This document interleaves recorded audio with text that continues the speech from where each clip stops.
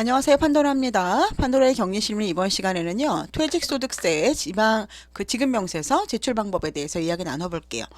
아무래도 3월 10일까지 제출해야 되다 보니까 많은 분들이 방법을 좀 궁금해하셔서 제가 설명해 드리도록 하겠습니다. 중간 정산 또 궁금해하시는 게 저희가 중간 정산을 했는데 중간 정산도 포함해야 합니까? 라고 궁금해하시는 분들이 있어요. 중간 정산 지급 귀속 연월 그것도 함께 설명을 드리도록 하겠습니다. 저는 집합건물 공동주택 업무 주 이지 집합건물 회계 컨설팅 근무하고 있고요. 네이버 카페 하고 있습니다. 똑같은 이름으로. 요 자료는 제가 저희 카페에 좀 업로드 해드릴게요. 필요하신 분들은 보셨으면 좋겠습니다. 그리고 집합건물 공동주택 교육의 모든 것 에듀파에서 강의하고 있습니다. 판도라님, 저는 퇴직금, 원천세 신고를 다 했는데 이번에 3월 10일까지 또 퇴직금 지급 명세서를 내려고 하는데 또 해야 하나요? 라고 물어보셨어요. 자, 쉽게 생각을 하면 지금 이제 일단은 지급 명세서 제출 시기를 좀 보도록 할게요. 뭐 여러분들 이거 보시면 아시겠지만 근로, 퇴직, 사업소득은 1월부터 12월분에 되어서요. 다음 연도 3월 10일까지입니다. 그리고 가산세 50% 경감 기한이라는 건 뭘까요? 이때까지 내면 가산세 50% 깎아줄게 라는 겁니다. 그래서 3개월 후까지 내면 가산세 깎아주고 그 이후로 내면 100% 받을 거야. 돈 못 깎아줘 이런 거죠. 일용근로소득도 1월부터 12월인데요. 여러분 아시겠지만 일용근로소득과 간이지급 명세서 거주자의 사업소득 같은 경우는요. 지급일이 속하는 달에 다음 달 말일까지 신고해야 됩니다. 지급 명세서를요. 일용근로소득과 간이지급 명세서 중에 사업소득은 지급일이 속하는 달에 다음 달 말일까지 다음 달까지 내라는 거죠. 그리고 간이지급 명세서 중에 근로소득은 그나마 2번만 내 라는 얘기죠. 얘는 매달 내란 얘기고 얘네는 그래도 1년에 2번만 내라고 얘기하는 겁니다. 그래서 1월부터 6월분에 대해서는 간이지급 명세서 근로소득에 관한 거는 7월 말일까지 7월부터 12월분에 대해서는 다음 연도 1월 말일까지 내라고 얘기했습니다. 이자, 배당, 기타 소득 등 그 밖의 소득에 대해서는 다음 연도 2월 말까지 내라 라고 얘기합니다. 가산세를 마찬가지로 아까 말씀드린 대로 요거에 맞춰서 요 안에 내면 50% 깎아줄게 라는 얘기죠. 세법은 여러분 계속 변경이 되기 때문에 이제 누가 저한테 지급 명세서 언제까지 제출해요? 그럼 저도 막 헷갈려요. 뭐 옛날엔 퇴직 같은 경우는 뭐 2월 말일까지 내라고 했는데 이제는 3월 10일 날 다 내라고 하죠. 그러니까 여러분 바뀌는 시기 잘 알아서 납부하셔야 됩니다. 왜냐? 얘를 안 내면 불성실 가산세가 붙으니까요. 자, 그러면 아까 그분이 질문하셨던 질문이 본인은 분명히 원천징수 이행상황신고서 다 제출했는데 퇴직소득 지급 명세서, 즉 퇴직소득 원천징수 영수증까지 내야 돼? 라고 물어보신 거죠. 여러분 생각하시면 원천징수 상황신고서는 뭐죠? 개개인에 대해서 나왔나요? 나오지 않죠. 5명이 퇴직했으면 5명, 퇴직금이 5천만 원, 세금이 50만 원 이렇게만 나오죠. 여러분 소득세 신고하면 그렇게 나오잖아요. 매월 원천세 신고를 하고 중간 퇴사자가 발생할 경우 퇴직소득세까지 정산해서 신고를 했다. 그 얘기는 원천징수 상황신고서는 세금 정산이 목적이란 얘기입니다. 이걸 제가 좀 가져왔어야 되는데 못 갖고 왔네요. 이렇게 생겨가지고 뭐 1월달이면 1월달에 신고하고 2월분 신고하고 3월분 신고하고 이런 것들이 있잖아요. 그 달에 모든 세금에 대해서 신고하는 거 그게 원천징수 이행상황 신고서죠. 이거는 세금 정산해서 납부해라 라는 얘기죠. 그런데 퇴사자분들 퇴직소득 명세서를 홈택스에 신고를 해야 한다고 해서 저도 다시 퇴직소득 명세서까지 제출해야 하는지 궁금해서요 라고 물어보셨어요. 퇴직소득 지급 명세서는 퇴직소득 원천징수 영수증으로 그 사람 개인에 대한 퇴직소득입니다. 김말동 씨, 뭐 유재석 씨, 강호동 씨 5명이지만 예전에는 5명의 전체를 몰아서 썼다 그러면 원천징수 이행상황 신고서에서 그렇게 썼다 그러면 이 퇴직소득 원천징수 영수증은 각각 한 명 한 명의 그 소득을 세금을 얘기하는 거죠. 즉 퇴직 소득자에 대한 소득 내역 파악이 목적입니다. 무슨 뜻일까요? 이때는 누가 얼마를 냈는지 알 수 없어. 근데 여기서 니네가 신고를 함으로써 김말동 씨가 500만 원 받았는지, 여기 5천만 원이었는데 김말동 씨는 500만 원 받고 유재석 씨는 100만 원 받았단 말이에요. 이거를 소득 내역을 파악하겠다. 이미 세금은 너희가 냈지만 이 소득 내역을 파악하겠다라는 뜻입니다. 두 번째로 많이 질문하시는 게 판도라님, 근무하고 있는 직원이 퇴직금 중간정산을 했는데 똑같이 퇴직소득 지급 명세서 제출해야 하나요? 라고 물어보셨어요. 12월 31일 퇴사했는데 언제까지 제출해야 하나요? 라고 물어보셨어요. 자, 퇴직은 두 종류가 있죠. 실질적으로 정말 퇴직하는 게 있고 중간정산 퇴직하는 게 있잖아요. 이거는 어떤 사유에 맞으면 퇴직을 해주죠. 보겠습니다. 퇴직소득의 귀속 시기에 대해서 좀 볼 건데요. 우리 퇴직소득의 귀속 시기는요. 실제 이 사람이 퇴직한 날, 근무 마지막 날이죠. 그리고 중간정산의 귀속 시기는 퇴직금을 지급한 날입니다. 그 이유는 왜 그럴까요, 여러분? 퇴직소득은 법정 퇴직이잖아요. 그런 경우에는 실제 퇴직한 날이 있어요. 그죠? 근데 중간정산은 어떻죠? 실제 퇴직한 날이 있나요? 없죠. 그렇기 때문에 퇴직금을 지급한 날을 중간정산 귀속시기라고 보는 겁니다. 이거는 이제 그 세법에 정해져 있는데 제가 이거를 찾아왔어야 되는데 이거를 못 찾아왔네요. 어쨌든 그 퇴직소득의 귀속시기는 실제 퇴직한 날이고 중간정산의 귀속시기는 퇴직금을 지급한 날이라는 거 잊지 마세요. 자, 그럼 아래에서 한번 어떤 내용인지 살펴보도록 하겠습니다. 김말동 씨랑 나잘란 씨를 둘을 비교를 해볼 거예요. 우리 말동 씨는 실제로 퇴직을 한 거고 나잘란 씨는 중간정산을 한 겁니다. 그래서 둘이 똑같이 2019년 1월 1일 날 입사를 했는데 김말동 씨는 중간정산을 한번 했어요. 2020년 12월 31일 날.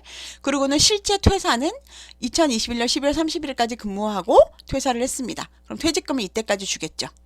자, 퇴직금을 근데 12월 31일 날 퇴사했으니까 그날 바로 퇴직금 주지 않잖아요. 그래서 그 다음에 1월 10일 날 퇴직금을 지급한 겁니다. 나잘란 씨 같은 경우는요. 입사 일자가 2019년 1월 1일로 말동 씨랑 같지만 중간정산 받지 않았고요. 중간정산 그 시점은요. 2021년 12월 31일을 기준으로 했고요. 퇴직금을 지급한 건 2022년 1월 10일 날 지급하였습니다. 자, 그래서 이 둘 퇴직금 중간정산과 법정 퇴직에 대해서 구분을 해봐서 표기를 해봤습니다. 퇴직금 중간정산의 입사일은 두 분 다 입사일은 퇴직금 중간정산이든 법정 퇴직이든 실제 입사일이죠. 그죠? 기산일은 계산을 시작하는 날이라는 뜻인데요. 만약에 중간정산을 나잘란 씨는 중간정산을 안 했죠. 여태까지는 이제 12월 31일 날 지금 최초로 하는 거니까 중간정산을 이 사람은 안 했기 때문에 입사일인 2019년 1월 1일부터 계산을 합니다. 하지만 나잘란 씨는 나잘란 씨는다. 진짜 퇴사하신 우리 말동 씨 같은 경우에는 중간정산 한번 받았죠. 2020년 12월 30일 날 31일까지 받았으니까 이제 새로 시작하는 날은 중간정산을 했으니까 중간정산 퇴직금 받은 다음 날이구나. 그러면 2021년 1월 1일이구나 라고 생각하는 겁니다. 여기까지 이해되시나요? 쉽게 말하면 입사일은 같고 기산일은 계산을 시작하는 날인데 중간정산을 했다 그러면 중간정산한 것까지 월급을 퇴직금을 준 거니까 그 다음 날부터 계산한다라는 얘기죠. 자, 퇴사일은 법정 퇴사일은 쉬워요. 정말 실제 퇴사한 날, 즉 이분이 2021년 12월 31일 날 퇴사를 했잖아요. 그런데 아까 전에 제가 뭐라 그랬죠? 중간정산의 퇴사 시기는 실제로 이분 퇴사하지 않았죠. 그래서 퇴직금을 지급한 날을 기준으로 한다 이겁니다. 그래서 중간정산 퇴직금을 실제로 받은 날을 퇴사일로 생각을 합니다. 그래서 나잘란 씨는 2022년 1월 10일 날 퇴직금을 받았기 때문에 퇴사일을 2022년 1월 10일로 하는 겁니다. 이게 왜 중요하냐면 이 퇴사일을 기준으로 해서 귀속월이라는 걸 보기 때문에 그래요. 귀속월, 속해 있는 월이라는 거죠. 자, 지급일은요. 중간정사 퇴직금 받은 지급일이니까 이 사람은 퇴사일하고 동일하겠죠. 중간정사의 경우는. 하지만 법정퇴직일은 실제 퇴사일은 2021년 12월 31일이지만 퇴직금 지급은 2022년 1월 10일 날 받았기 때문에 법정 퇴직을 하는 말동시는 실제 퇴사일은 2021년 12월 31일이고요. 퇴직금을 지급받은 지급일은 2022년 1월 10일인 겁니다. 단 나잘란 씨 같은 경우에는 중간 정산을 받으신 거기 때문에 정말 퇴사하지 않았잖아요. 그래서 중간 정산 퇴직금 받은 그 지급일을 퇴사일로 본다. 즉 지급일과 퇴사일이 같다라고 생각하시면 됩니다. 자, 그래서 귀속월이 나온 건데요.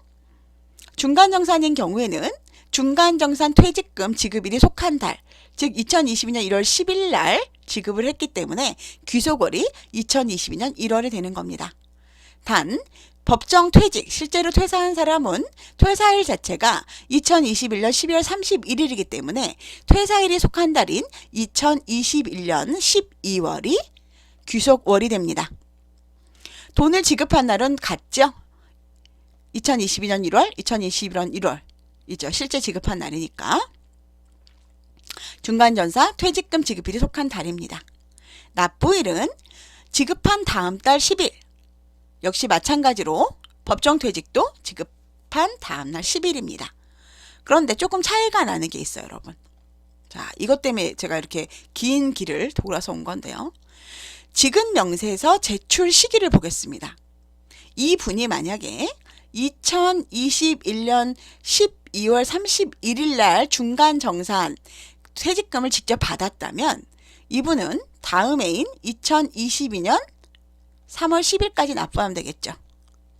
근데 이분은 언제 받았죠?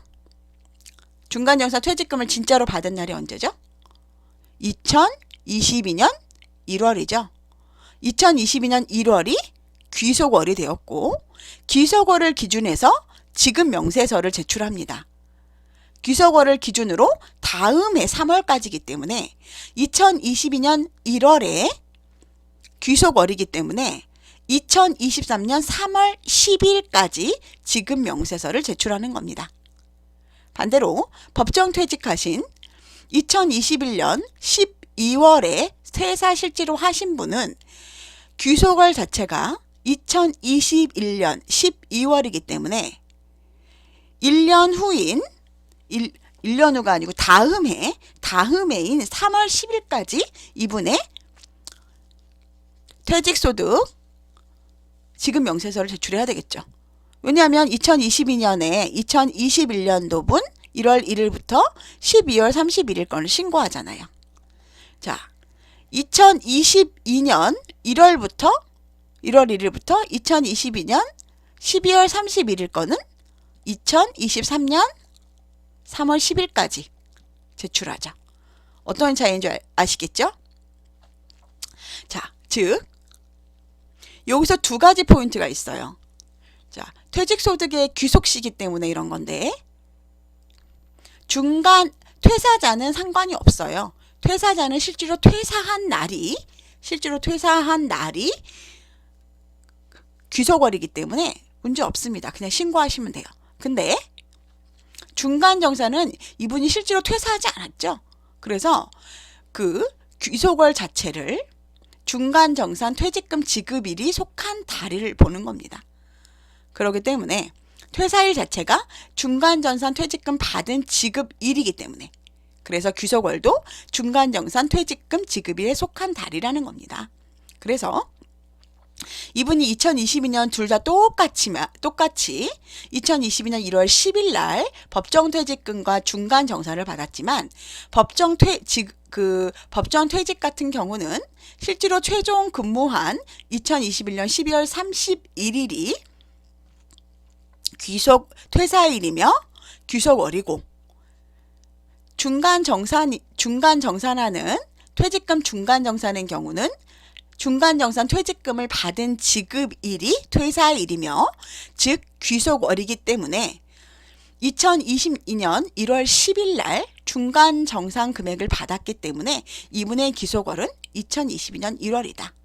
즉 2022년분을 신고를 하려고 그러면 언제 신고를 해야 되죠?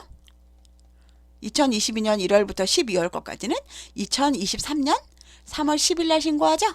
그래서 지급 명세서 제출 시기가 2023년 3월 10일이다 라는 겁니다.